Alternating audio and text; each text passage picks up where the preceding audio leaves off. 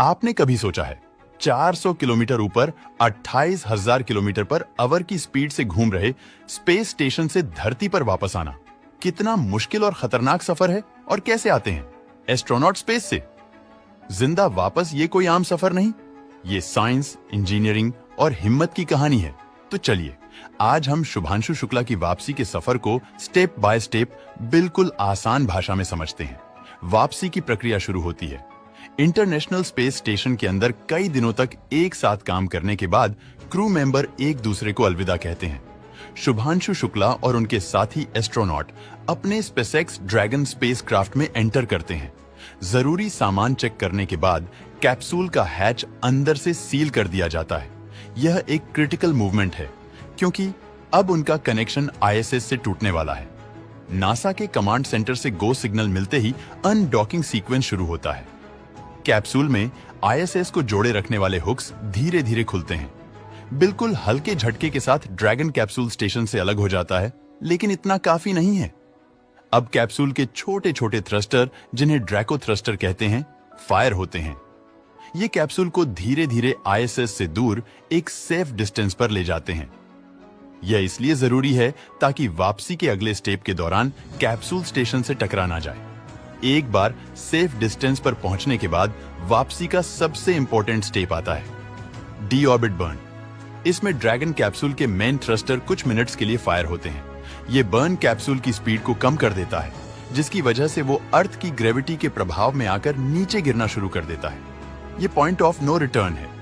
अब धरती पर वापसी तय है। डी ऑर्बिट बर्न के ठीक बाद एक और जरूरी प्रोसेसर होता है ड्रैगन ट्रंक सेपरेशन। आप जो ये कैप्सूल के पीछे सिलेंडर जैसा देख रहे हैं, इसका ट्रंक है। इसमें सोलर पैनल्स और कूलिंग सिस्टम लगा होता है, जिसकी अब जरूरत नहीं। इस ट्रंक को अलग कर दिया जाता है और ये ट्रंक पृथ्वी के एटमॉस्फेयर में एंटर करते जलकर राख हो जाता है। इसको अलग रखना इसलिए भी जरूरी है क्योंकि इसके पीछे ही छिपा है कैप्सूल का रक्षा कवच। उसका हिट शील्ड ट्रंक अलग होते ही कैप्सूल 180 डिग्री पर घूम जाता है ताकि उसका हिट शील्ड वाला हिस्सा आगे की तरफ हो जाए। अब शुरू होती है असली अग्नि परीक्षा 28,000 किलोमीटर पर आवर की स्पीड से। जब कैप्सूल धरती के एटमॉस्फेयर में घुसता है तो हवा के घनेपन की वजह से उसके आगे एक प्लाज्मा की लहर बन जाती है और इसका टेम्परेचर 1500 डिग्री सेल्सियस तक पहुंच जाता है। ये इतनी ज्यादा गर्मी है जो स्टील को भी पिघला दे। इस एक्सट्रीम हिट से एस्ट्रोनॉट को यह हिट सील्ड ही बचाती है, जो एक स्पेशल मटेरियल से बना होता है जो जलने पर खुद पिघलता है और गर्मी को कैप्सूल के अंदर आने नहीं देता। इस प्रोसेसर के दौरान कुछ मिनट्स के लिए कैप्सूल का संपर्क जमीन से पूरी तरह टूट जाता है। यह पल कैप्सूल के अंदर बैठे एस्ट्रोनॉट के लिए सबसे ज्यादा टेंशन से भरे होते हैं। एटमॉस्फेयर की आग से निकलने के बाद भी कैप्सूल की स्पीड अभी भी बहुत ज्यादा है। अब लगभग 5,700 मीटर की ऊंचाई पर कैप्सूल के दो छोटे ड्रैगन पैराशूट्स खुलते हैं। इनका काम कैप्सूल को स्टेबलाइज करना और उसकी स्पीड को अचानक कम करना है और फिर लगभग 2000 मीटर की ऊंचाई पर आती है।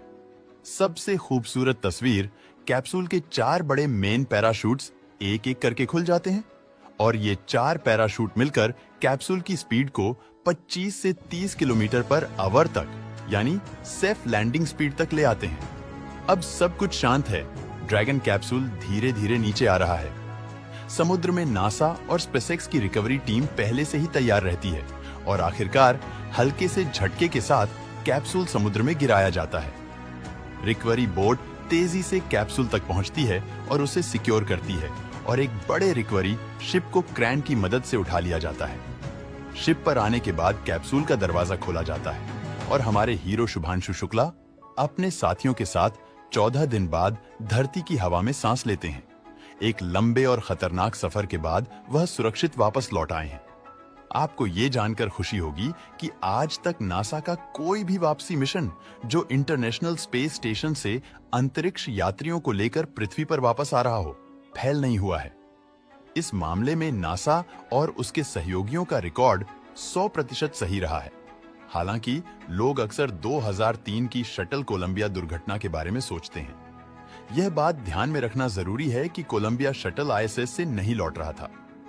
वह एक अलग 16 दिवसीय साइंस मिशन पूरा करके वापस आ रहा था और वायुमंडल में री एंट्री के वक्त टूट गया था। दोस्तों, वीडियो पसंद आया हो तो लाइक और शेयर करें